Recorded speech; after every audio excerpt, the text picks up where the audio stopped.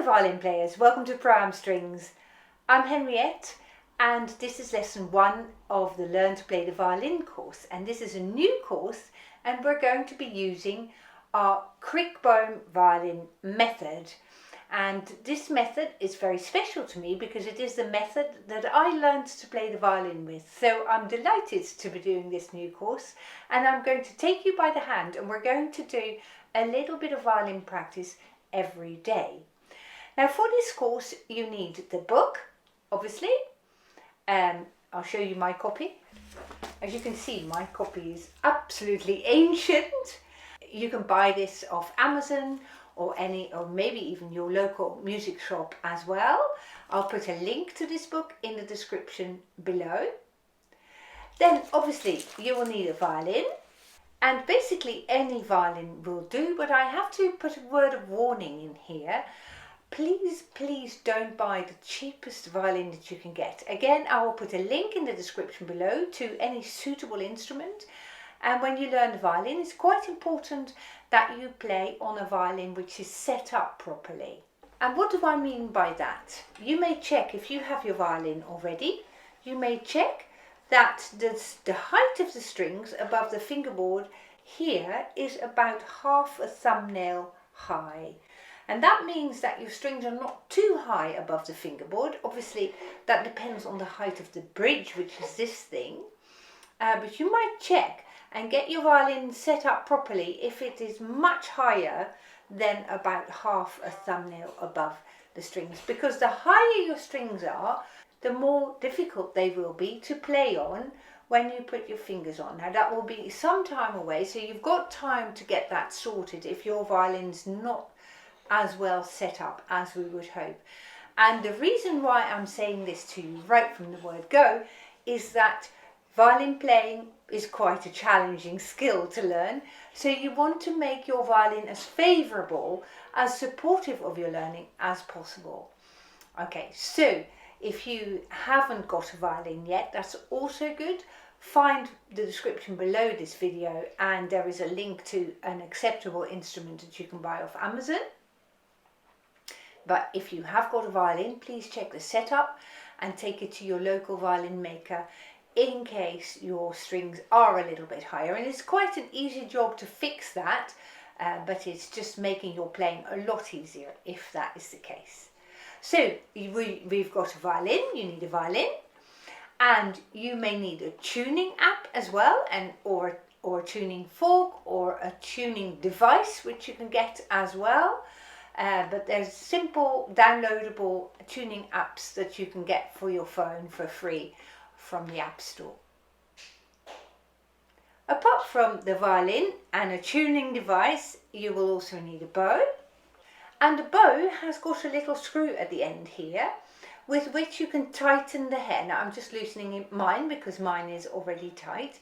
When you don't play, the hair needs to be loosened, no looser than this, because that is a bit over the top. And you want to be very careful that you don't unscrew it here completely. And then when you start to play, we're going to tighten the hair of the bow a little bit. And you need to tighten it about as much so you can put your index finger in between the hair and the stick like that.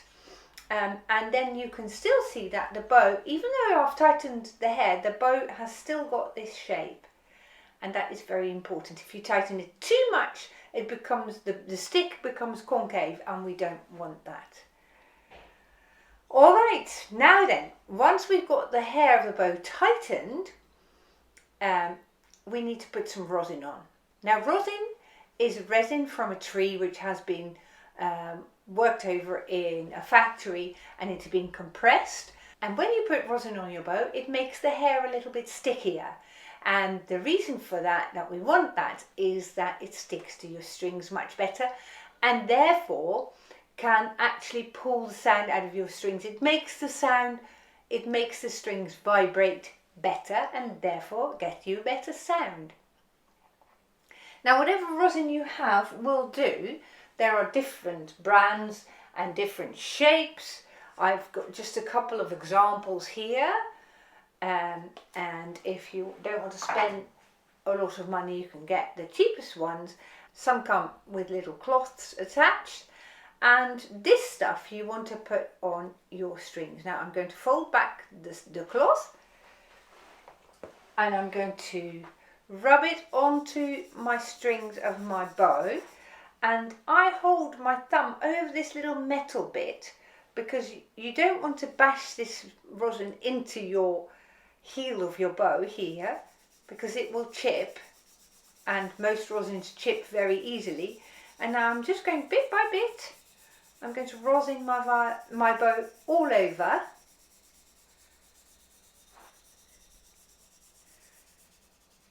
At the point as well, and we're just going to rosin it up and down all the way, and you want to do that every time you play. So you put a little bit of new rosin on, because when you play, and you will see that later on in this video, the rosin comes off the bow a little bit, so we want to replenish it again then for your next playing. Now let's put the rosin away now, and let's just hold the bow, because now you're prepared to play. In a moment we'll tune your violin, but let's have a look at the bow hold first of all. Now the bow has got 3 different sections, we can call them. This bit is called the heel or the frog, that bit is called the point or the tip, and then we've got the middle of the bow, and it's quite handy, maybe not today but another day, to put a sticker in the middle of your bow so you know where the middle of your bow is. But we call the middle of the bow about this area. So we've got the point or the tip, the middle area of your bow, and then the frog or the heel. Now what I'd like you to do is give your hand a really good shake first of all, because we want to have our hand as supple and as flexible as possible when you play the violin. Now initially that's going to be a real challenge, but over time you develop your skill and you will be able to hold the bow with much less finger tension. But let's get you started making a little ring between your thumb and your middle finger, and now you open a tiny little bit of a gap there, and that is where the bow goes in. And I'll show you this from this end, and my thumb goes into this little corner. Now a lot of people get confused and they put the thumb into this little corner here, but that's not correct. You want to go right there, and now put that middle finger opposite, like you have that little ring shape. So your thumb in the corner here and your middle finger opposite, and then you want to first put your ring finger down by the side of your middle finger, then you put your index finger down, which has a little bit of a gap here between your index finger and your middle finger, and then you place your little finger, but the little finger is very special, you place it on the side edge. Now if you have a close look at your bow, most bows will have edges here, and your little finger is not on the top, but you place it on that side edge there. Okay? Now let's see if you can hold the bow like that. And there's your first challenge of the day, because for most people that is really, really quite challenging to hold a bow like this. Now in future lessons, lesson 2 and 3 and 4, we'll go over this bow hold again, and you gradually will find it easier to hold the bow for any length of time. But once you've got your bow hold, and feel free to wind this video back and play it from the bow hold section again and practice it step by step again, because that way you learn it the easiest. Now we're just going to do some waves with this bow in your hand, and that is right from the start, aiming for that flexibility.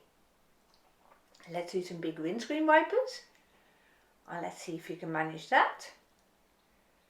And take your time if you find this very challenging, because it is, to reset your hand. So find that nice corner again where you had your thumb, and your thumb, as you can see, my thumb is bent, so that is going to be my shape. So my thumb goes in here, middle finger opposite, your ring finger goes right next to your middle finger, index finger is a little space away, and then your pinky goes on the side there.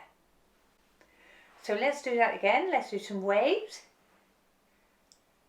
Awesome. Lovely. And now let's have some windscreen wipers. There. Super practice. Lovely. Now that's enough for the bow. And you might feel your hand is already a little bit tired. That's absolutely fine, and you'll find that as you progress you get tired less and less, and you just build stamina as you would do learning to run 5k. You'd have to start by going around your block first, don't you, before you can do 5k. And it's exactly the same with violin playing. You start with short periods of time practicing until your hands get tired, and then gradually you increase the time that you will be able to play for. So let's put the bow away now and let's pick up the violin. Now first of all, we will now need to tune the violin. Now as I've said before, I'm hoping you have a tuner, and I'm hoping you will be able to tune your violin. Now some tuners have got a green light and a red light, and you can see whether your note as you have it is too flat, too low, or too sharp, too high, and you will gradually be able to adjust your pegs here, or your fine tuners if you have them there, to be able to get your violin in tune. If you cannot get your violin in tune, ask your local violin maker to tune it for you so that you've got a good starting point, and from there you can tune it a little bit every day. Now a violin is very much a natural product, so the tuning will vary according to the temperature where you live. Sometimes violins go really out of tune if the seasons change and it gets frosty outside, or very hot outside, or it gets very damp. So don't be surprised if your violin goes out of tune quite a lot, especially when it's not been tuned frequently for a while. So if it's new, or if it's been sitting in your loft for a bit. So don't be surprised if it goes out of tune, and you might have to make a number of visits to your local maker to have it tuned a couple of times. But then once you get going and you tune it a little bit every day, it will settle down, hopefully. So what I'm going to do is I'm going to play you the strings, and you can see if your violin is roughly the same tuning as mine. Now before we do that, let's also go over the names of the strings, and I'm going to hold the violin like this and then go from left to right. So if you look at your violin like that, we go from left to right, and you can have a look, and the thickest string is on your left side. This one here, it's called the G string. Then going from left to right, it's G, D, A and E.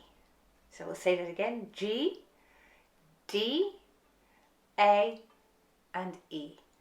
Now let's start tuning your G string, shall we?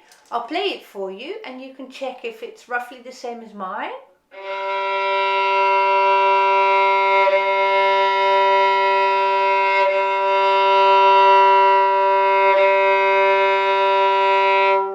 And you can check it either by bowing or by plucking. When you pluck, careful that you pluck gently, because otherwise you pluck it straight out of tune again.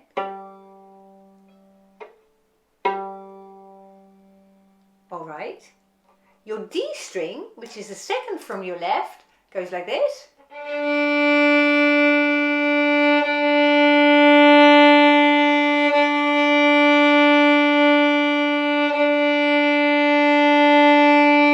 So again, you might bow for your tuning, or you might pluck it.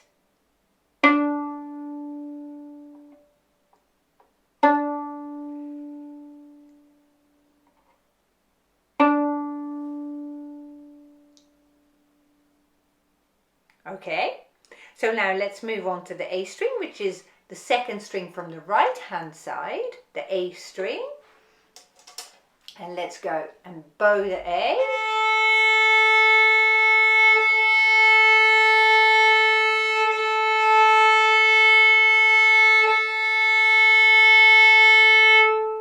Or pluck the A, gently now.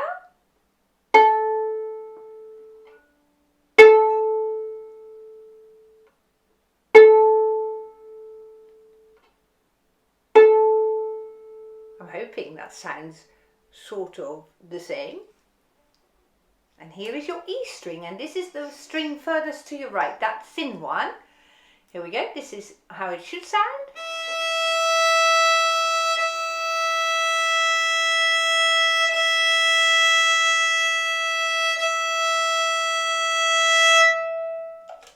And you can pluck your E string.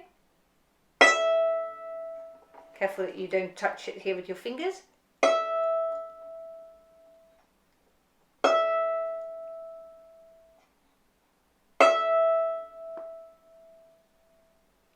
Super. Now we'll come back to the tuning in the next lesson as well, so don't worry too much if it's gone really out of tune. Gradually all of these things will fall into place. So every start is a bit of a challenge, isn't it, of something. Every start of something new is a little bit of a challenge, so don't worry if you can't get it quite to work today. Stick with me and we'll do it together in the next lesson as well. Now what else you need is a shoulder rest, and shoulder rests come in various different shapes and sizes, and you want one that feels comfortable. If you haven't got anything, can I recommend that you just use a cloth or a little sponge underneath, because you will want something to fill up the gap between your collarbone and your jaw, and it's this space that we want to see if we can fill up on the left hand side of your neck, that is. And when you look at my violin, it's already filled up a little bit because I have got a little chin rest, but I will need to fill up another little bit, because if I measure this with my thumb and index finger, it needs to be about this big. I've got this shoulder rest which is a Wolf Forte Secondo, which I find very comfortable. And I will put a link to this one in the description below, so you can find it on Amazon, or your local dealer will probably do this brand as well. And I'm going to put it, first of all, I'm checking that all the legs are in their lowest position, so you might turn these legs so that they go lower, deeper into that little screw there. And then I'm putting it diagonally across my violin, like this. So when your violin's upside down, you put it around the sides of the violin like that, and you want to make sure that this curve here and this curve go in opposite directions. So I've got a sort of imaginary oval shape here, and that way you have put your shoulder rest down correctly. Sometimes I see this, and you can tell that both curves go in the same direction, and that is not right. So if you find yours looks like this, then just turn it over the other way around. There we are, like that. Now the reason why I like this type of shoulder rest a lot is that it can swivel. Can you see? I can angle this, and I can just fiddle about with it a little bit if it stays there. Okay, so it can go flatter, or it can go slightly more angled, and I can also bend this, and we'll come to that maybe in another lesson. You can bend this to fit your shape of your collarbone there as well. So I might be able to bend it a little bit like that. You can see it's got a little dent in it now. Can you see that? And that is where my collarbone fits on this shoulder rest.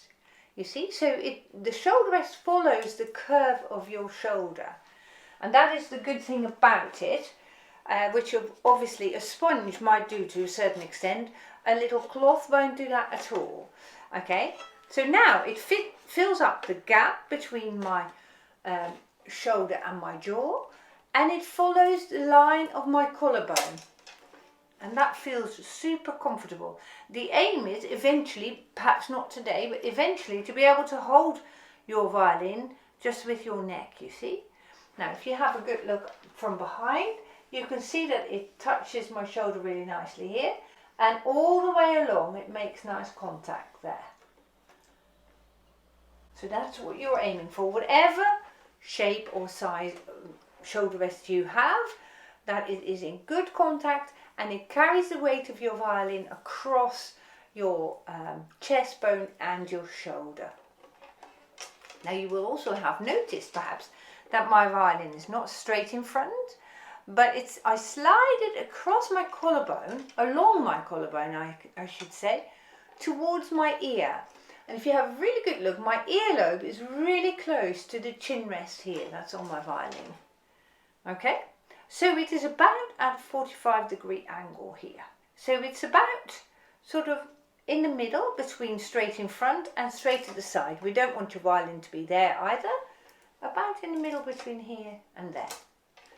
And that will make you feel more comfortable. Now, let's for now put our left hand right here. There we are. And now let's see if we can remember that bow hold and pick up the bow. And you're ready now for your first bowings. So let's go on to the G string, which is that string furthest to the left. And let's bow. Make your bows as long as you can manage. So let's go from here.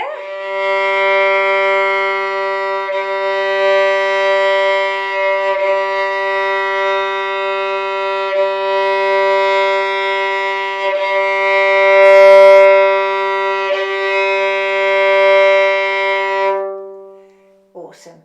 And our first aim is today to make a reasonably good sound. So if it's screechy, don't worry about it. That's quite likely to be a little bit screechy, but you want to aim to make your bows as long as you can and to touch only one string. Now to make that a little bit easier, we're going to go on the other outer string, on the E string this time. So this is the string that is furthest to the right. So let's play on that one.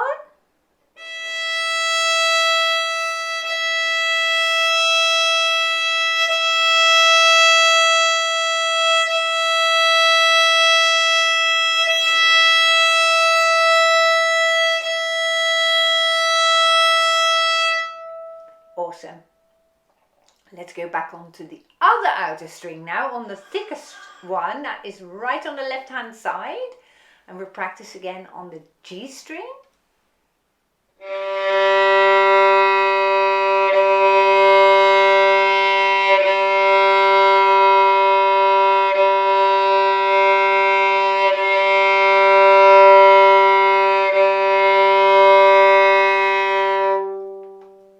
Lovely job, and let's go back onto the E string once again, and that is the string right at the other end. Here we go.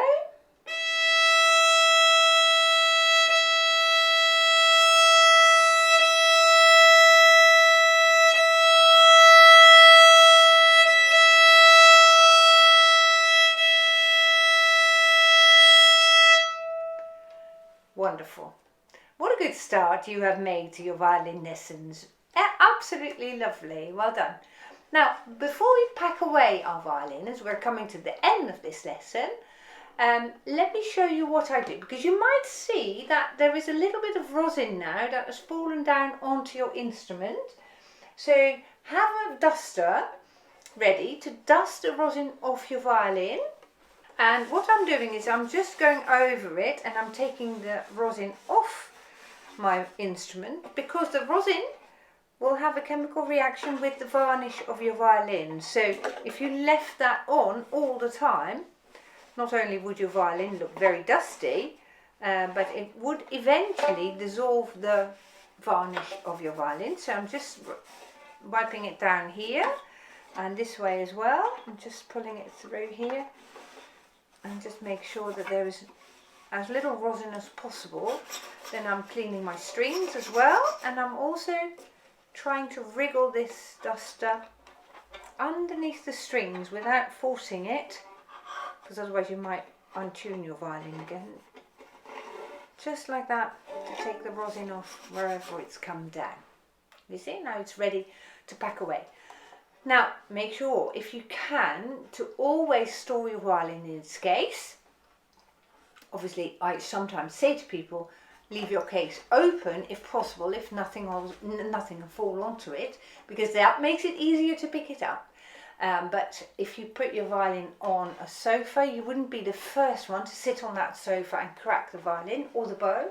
So we make a habit of keeping your violin in your case all the time.